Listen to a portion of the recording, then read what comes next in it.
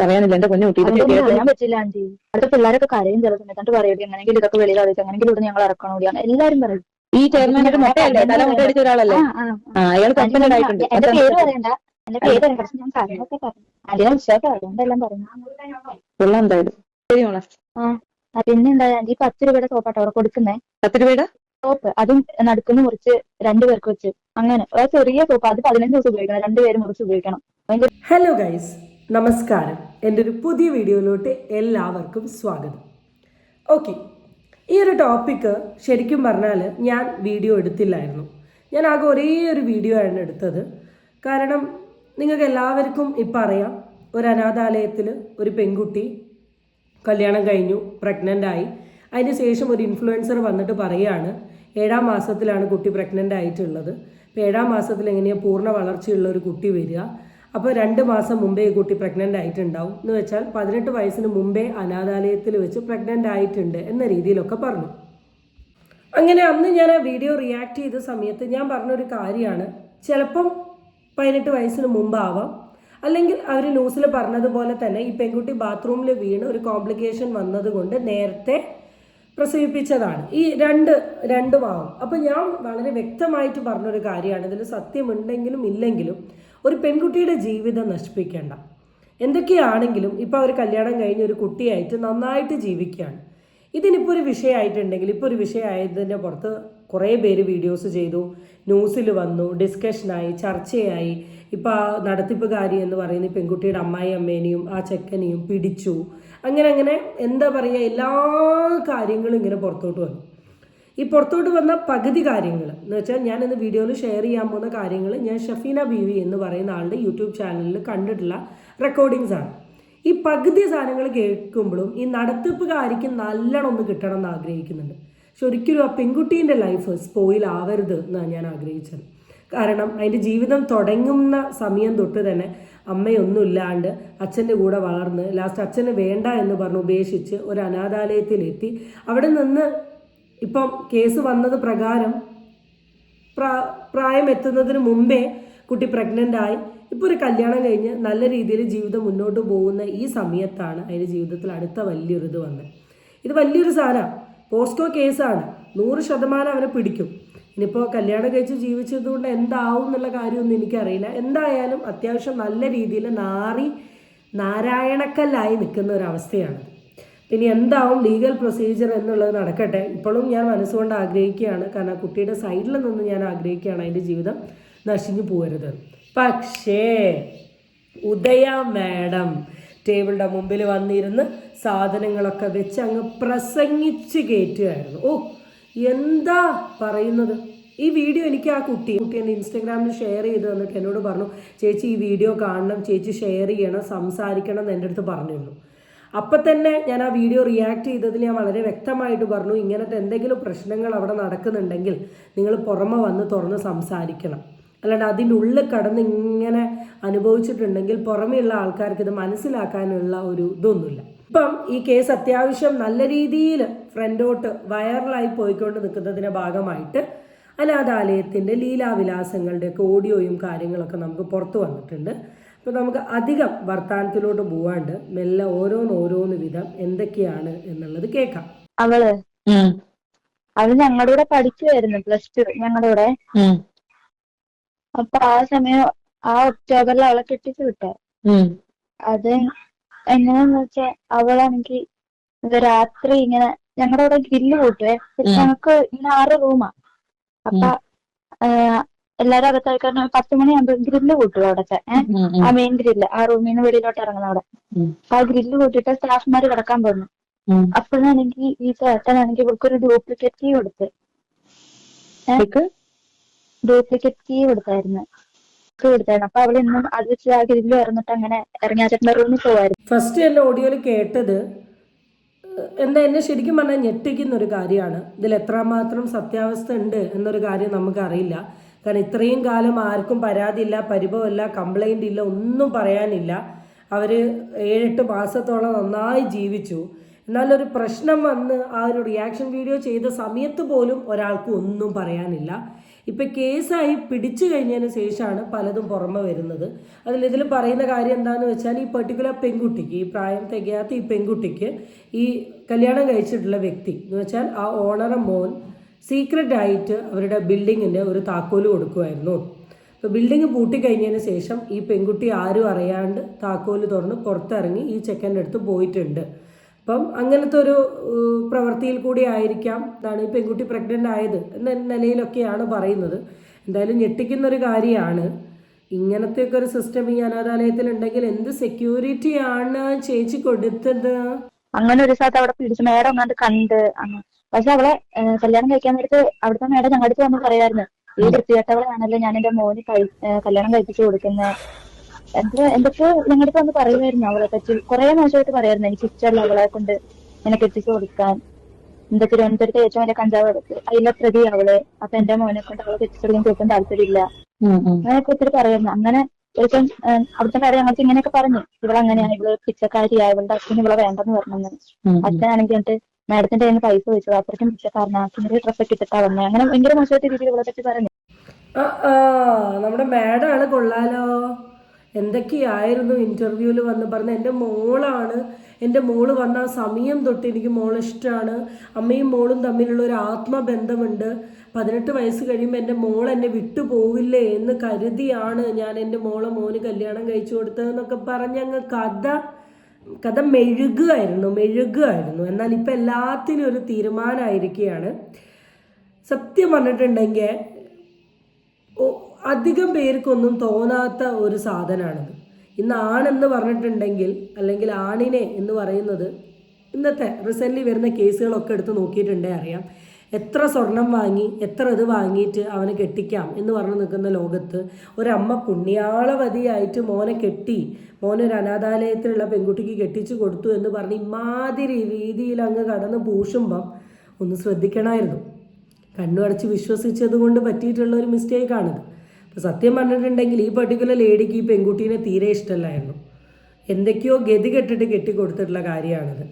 ബാക്കിയുള്ള അവിടുത്തെ ഇൻമേറ്റ്സിൻ്റെ അടുത്തൊക്കെ വളരെ വ്യക്തമായിട്ട് ഈ കാര്യം പറഞ്ഞിട്ടുണ്ട്. അപ്പം എനിക്ക് തോന്നുന്നത് മോൻ വേണ്ടാത്ത പണി ഒപ്പിച്ചു. അപ്പം പിന്നെ കെട്ടിക്കാണ്ടിരിക്കാൻ അമ്മയ്ക്ക് പറ്റില്ലല്ലോ. കംപ്ലൈന്റ് ചെയ്യാൻ പാടില്ലേ മോളെ?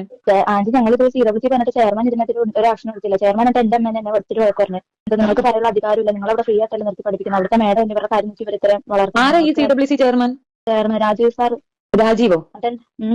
എന്റെ അമ്മേനെ ഒത്തിരി വഴക്കുണ്ട്, നിങ്ങളൊരു ഫണ്ട് അവിടെ കൊടുക്കുന്നില്ലല്ലോ, ഫ്രീ ആയിട്ടല്ലേ നിങ്ങളെ മോളെ പഠിക്കുന്നത്, നിങ്ങൾക്ക് ഇത് പറയാനുള്ള ഒരു അധികാരം. എന്നാ പിന്നെ അയാളുടെ സുനാക്കകത്ത് മുളക് പൊടി ഒഴിച്ച് കഴിക്കാൻ പറ. ഫ്രീ ആയിട്ടാണെങ്കിൽ അയാൾക്ക് ഞാൻ ഫ്രീ ആയിട്ട് ഞാൻ ചാപ്പാട് കൊടുക്കാൻ തയ്യാറാണോ വെച്ചാൽ അയാളുടെ സാമാനത്തിൽ കുറച്ച് മുളക് പൊടികളൊക്കെ ഒഴിച്ചു കൊടുക്കട്ടെ. ഭയങ്കര ഞങ്ങൾ പോയി പറഞ്ഞു കൊടുത്തത്. എന്റെ അമ്മേനെ ഒത്തിരി വഴക്കുന്നു, നീ ഇറക്കി ഞങ്ങൾ പോയി വഴക്ക് പറഞ്ഞു, നിങ്ങൾ ഫണ്ടൊന്നും നൽകുന്നില്ലല്ലോ, പിന്നെ നിങ്ങൾക്ക് ഇത് പറയാനുള്ള അധികാരം ഇല്ലെന്ന് ഒത്തിരി വഴക്കുന്നു. ഭയങ്കര ശബ്ദത്തിലാണ് വഴക്കും. അപ്പോൾ കഥയിൽ വമ്പൻ ട്വിസ്റ്റ് ഒക്കെയാണ് വരുന്നത്. അമ്മേനെ എതിർത്ത് മോൻ അവളെയും കൂട്ടി ഇറങ്ങിപ്പോയി. ലാസ്റ്റ് അമ്മ വന്ന് കല്യാണം കഴിച്ച് നിങ്ങൾ ഒരുമിച്ച് ജീവിച്ചോ എന്ന് പറഞ്ഞതാണ്. അമ്മയ്ക്ക് തീരെ താല്പര്യമില്ല എന്നൊക്കെയാണ് പറഞ്ഞത്. അപ്പോൾ ഇതൊക്കെ പറയുന്ന സമയത്ത് പണ്ട് വന്ന കമൻറ്റുകളൊക്കെ എനിക്ക് ഓർമ്മ വരുന്നത്. കാരണം നമ്മൾ കമൻറ്റോളികളെ കുറേ കുറ്റം പറഞ്ഞല്ലോ, നിങ്ങൾ എന്തിനാ ഇങ്ങനെ പറയാൻ നിൽക്കുന്നത്, ഒരാൾ മര്യാദയ്ക്ക് ജീവിക്കുന്നവരെങ്ങനെ കുറ്റം പറയാൻ പാടുമോ എന്നൊക്കെയുള്ള രീതിയിൽ കുറേ കമൻറ്റോളികളെ നമ്മളിങ്ങനെ കയറി പറഞ്ഞെങ്കിലും കൊള്ളാം, പവറാണ്, അവർക്കെങ്കിലും മനസ്സിലായല്ലോ. ശരിക്കും പറഞ്ഞാൽ എനിക്ക് ഭയങ്കര പുച്ഛം തോന്നുന്നു ഈ പെർട്ടിക്കുലർ ലേഡീനോട്. സത്യം പുച്ഛം തോന്നുക. ഇല്ലാത്തവൻ്റെ ചട്ടിയിൽ നിന്ന് എടുത്ത് വാരി തിന്നുന്ന ഒരു സ്വഭാവം ഉണ്ടാവുമല്ലോ. ഇവർക്ക് ഇത്രയും ആരോഗ്യമൊക്കെ വെച്ച് ഒരു സ്ഥാപനമൊക്കെ തുടങ്ങി ഇത്രയും, നിങ്ങളോട് ആരെങ്കിലും പറഞ്ഞോ ഇങ്ങനെ ഒരു സ്ഥാപനം തുടങ്ങാൻ? ആരെങ്കിലും നിങ്ങളുടെ പുറത്ത് വന്ന് കാല് നീട്ടിയോ സ്ഥാപനം തുടങ്ങുമെന്ന്?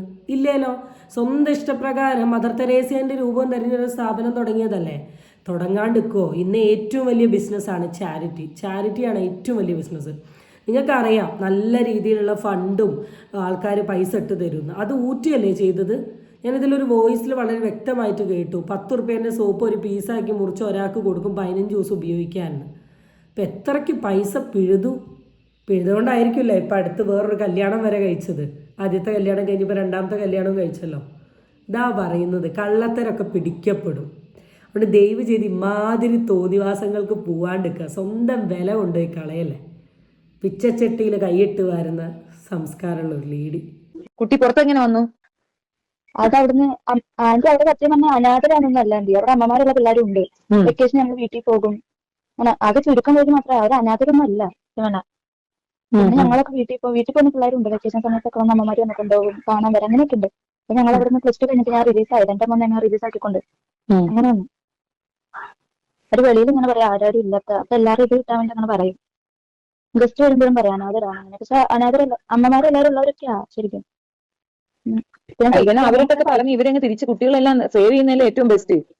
പക്ഷെ അവിടുത്തെ പിള്ളേരൊക്കെ പറയുകയും ചെയ്യും അവിടെ ഭയങ്കര കഷ്ടതയാ, എടി നിങ്ങൾ ഇവിടുന്ന് വെളിയിൽ ഇറങ്ങിയിട്ട് എല്ലാരും അറിയിക്കണം എന്നും പറയും. അവിടെ ഭയങ്കര ജോലി ഇതൊക്കെയാണ്, ഭയങ്കര കഷ്ടമാണ്. ഇങ്ങനെ ഒരുപാട് വോയിസുകൾ പുറത്തോട്ട് വന്നുകൊണ്ട് നിൽക്കുകയാണ്. അവിടെയുള്ള കുട്ടികൾ ഒരുപാട് കാര്യങ്ങൾ ഇങ്ങനെ അഡ്രസ്സ് ചെയ്തുകൊണ്ട് നിൽക്കുകയാണ്. അവരവിടെ നേരിടേണ്ടി വന്നിട്ടുള്ള ശാരീരിക പീഡനങ്ങൾ, മാനസികമായിട്ടുള്ള പീഡനങ്ങൾ, ഫണ്ട് കിട്ടിയിട്ട് മര്യാദയ്ക്ക് ഫുഡ് തരാത്തത്, ഇങ്ങനെ ഒരുപാട് കാര്യങ്ങൾ പുറത്തോട്ട് വന്ന് നിൽക്കുകയാണ്. അപ്പോൾ എനിക്ക് പറയാനുള്ളത്, അല്ലെങ്കിൽ ഈ വീഡിയോ എത്ര പേര് കാണും, എത്ര ആൾക്കാരിലോട്ട് റീച്ച് എത്തും എന്നുള്ള കാര്യമൊന്നും എനിക്കറിയില്ല. എന്തെങ്കിലും ഇൻജസ്റ്റിസ് നടക്കുന്നുണ്ടെങ്കിൽ നിങ്ങൾ ഒരിക്കലും പറയാൻ വഴുകരുത്. പറയേണ്ട ടൈമിൽ തന്നെ പറയണം. ഇപ്പം ഈ പെർട്ടിക്കുലർ കുട്ടീൻ്റെ പേരിൽ ഇങ്ങനെ ഒരു കേസ് വന്നില്ലെങ്കിൽ ഈ അനാഥാലയത്തിൽ നടക്കുന്ന ഒരു കള്ളത്തരങ്ങളോ അല്ലെങ്കിൽ തോന്നിവാസങ്ങളോ ഈ സമൂഹം അറിയില്ല. ഇന്നും ഇത് അറിയാണ്ട് എത്രയോ ആൾക്കാർ നിങ്ങളെയൊക്കെ സഹായിക്കാൻ വേണ്ടി പൈസ ഇട്ട് കൊടുക്കുക, അത് മുഴുവൻ ഇവർ പുട്ടടിച്ച് തിന്നുകയും ചെയ്യും. അപ്പം അതാണ് ഈ ലോകം, അതാണിപ്പോൾ കറൻ്റ് ഇവിടെ സംഭവിക്കുന്നത്. അപ്പം അതുകൊണ്ട് ഇനിയെങ്കിലും നിങ്ങളുടെ ലൈഫിൽ നടക്കുന്ന എല്ലാ തരത്തിലുള്ള പ്രശ്നങ്ങളും അത് എന്താണെങ്കിലും അത് അറിയിക്കേണ്ടവരെ അറിയിക്കേണ്ട സമയത്ത് അറിയിക്കാൻ ശ്രമിക്കുക. നിങ്ങളിങ്ങനെ അറിയിക്കാണ്ട് നിന്നിട്ടുണ്ടെങ്കിൽ നിങ്ങളുടെ ലൈഫ് തന്നെയാണ് സ്പോയിലാവുന്നത് എന്ന കാര്യത്തെക്കുറിച്ചിട്ട് നിങ്ങൾക്കൊരു തിരിച്ചറിവ് വേണം. അതിന് ഞാൻ സൈഡിൽ പടം കൊടുക്കാം. ജീവമാതാ കാരുണ്യ ഭവനിലെ ലക്ഷ്മിക്ക് എന്ത് പറ്റി, ലക്ഷ്മിയുടെ മരണം അന്വേഷിക്കണം. ഈ പെർട്ടിക്കുലർ ലക്ഷ്മി എന്ന് പറയുന്ന കുട്ടീനെയും അമ്പിളി എന്ന് പറയുന്ന കുട്ടീനെയും രക്ഷിക്കണം എന്ന് പറഞ്ഞിട്ടാണ് അന്ന് കേസും കാര്യങ്ങളൊക്കെ കൊടുത്തിട്ടുള്ളത്. അപ്പം അതുമായി ബന്ധപ്പെട്ടിട്ട് ഒരു ഓഡിയോ ഇപ്പോൾ വരുന്നുണ്ട്. ഈ പെർട്ടിക്കുലർ കുട്ടിയുടെ വീട്ടുകാരെ വിളിച്ച് സംസാരിക്കുന്നതും ചാറ്റ്സും നമുക്ക് അതും കൂടെ നോക്കാം. പത്തനംതിട്ടയല്ലേ ഇത്? ലക്ഷ്മിയുടെ ആരെങ്കിലും ആണോ? ലക്ഷ്മിയോ? ലക്ഷ്മിയുടെ അച്ഛനാ. ലക്ഷ്മി ഉണ്ടോ അവിടെ? ലക്ഷ്മി മരിച്ചുപോയി 3 വർഷമായി. എങ്ങനെ എങ്ങനെ ലക്ഷ്മി മരിച്ച അറിയില്ലേ? ഇല്ല. അടൂരാണ്, അടൂര്. അവിടുന്ന് അവിടെ വിട്ടതാ. ഞങ്ങൾ കോട്ടയത്തായിരുന്നു മെഡിക്കൽ കോളേജിൽ. അവിടുന്ന് പിന്നെ അസുഖം ജീവമാതാക്കാർ കൊണ്ടുപോയി.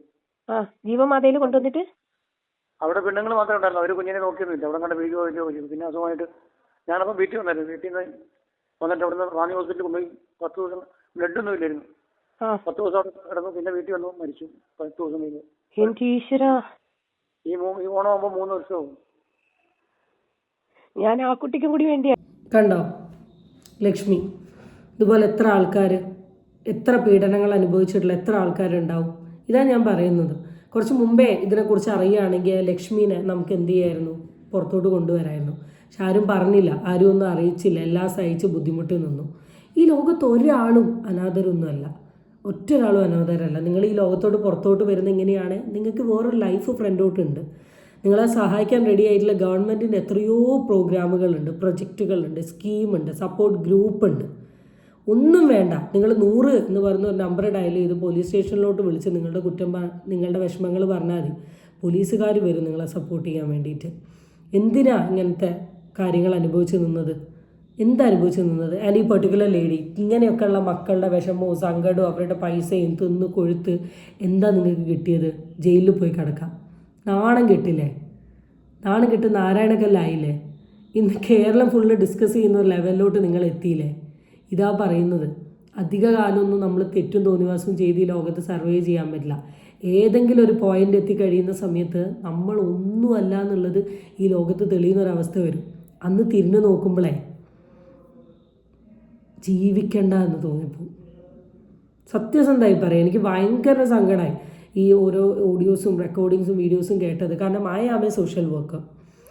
ഞാൻ ഡിഗ്രി BSWയും PG MSW എടുത്തിട്ടുള്ള ഒരു സോഷ്യൽ വർക്കറാണ്. ഞാൻ എൻ്റെ പഠനത്തിൻ്റെ ഭാഗമായിട്ട് ഒരുപാട് സെൻറ്റേഴ്സുകളിൽ പോയി ജോലി ചെയ്തിട്ടുണ്ട്, വർക്ക് ചെയ്തിട്ടുണ്ട്, ഇൻറ്റേൺഷിപ്പ് എടുത്ത് ട്രെയിനിങ് ചെയ്തിട്ടുണ്ട്. ഓരോ സ്ഥലത്ത് പോകുന്ന സമയത്തും ഓരോ കുട്ടികളെയും ഓരോ വ്യക്തികളെയും കാണുന്ന സമയത്ത് നമ്മളുടെ പ്രിൻസിപ്പളിന് ഓപ്പോസിറ്റ് ആണെങ്കിലും കരഞ്ഞു പോയിട്ടുണ്ട്. നമ്മൾ എത്രത്തോളം ഭാഗ്യം ചെന്നവരാണെന്ന് ചിന്തിച്ചു പോയിട്ടുണ്ട്. ആ പാവങ്ങളെയൊക്കെ വേദനിപ്പിച്ചുകൊണ്ട് ജീവിതത്തിൽ എങ്ങോട്ട് പോയിട്ടുണ്ടെങ്കിൽ ഒരു കാര്യമില്ല. ലൈഫിൽ വലിയ വലിയ അച്ചീവ്മെൻറ്റ്സ് എന്നൊക്കെ പറയുന്നത് ഇതൊക്കെയാണ്. എന്തായാലും ദൈവം മുകളിൽ ഇരിപ്പുണ്ട് എന്നുള്ളത് ഇപ്പോൾ മനസ്സിലായി. കിട്ടേണ്ട പണി എപ്പോഴാണെങ്കിലും കിട്ടിയല്ലോ. അപ്പം ഇതേ രീതിയിൽ ഇനി അനാഥാലയം നടത്തുന്ന ആൾക്കാരോടൊക്കെ പറയാനുള്ളത് അടുത്ത നിങ്ങളുടെ മേൽക്കാണ് വരുന്നത്. അത് വേണ്ടാന്നുണ്ടെങ്കിൽ ഇത്രയും കാലം ചെയ്ത തോന്നിവാസം വിട്ടിട്ട് ഇനിയെങ്കിലും നല്ല രീതിയിൽ ഫങ്ഷൻ ചെയ്യാൻ ശ്രമിക്കുക. ആൻഡ് ഈ വീഡിയോ കാണുന്ന ആരെങ്കിലും ഈ പാവങ്ങളെ സഹായിക്കുന്ന ആൾക്കാരുണ്ട്, എനിക്ക് നിങ്ങളോട് പറയാനുള്ളത് കറക്റ്റായിട്ട് അവരുടെ കയ്യിൽ നിങ്ങളുടെ പൈസ എത്തുന്നുണ്ടോ എന്നുള്ളത് നോക്കുക. ഈ ട്രസ്റ്റുകാരെടുത്തല്ല. അപ്പം അതും കൂടെ നോക്കി സഹായിക്കുക എന്ന് പറഞ്ഞുകൊണ്ട് ഞാൻ അവസാനിപ്പിക്കുന്നു. Thank you so much. Tata bye.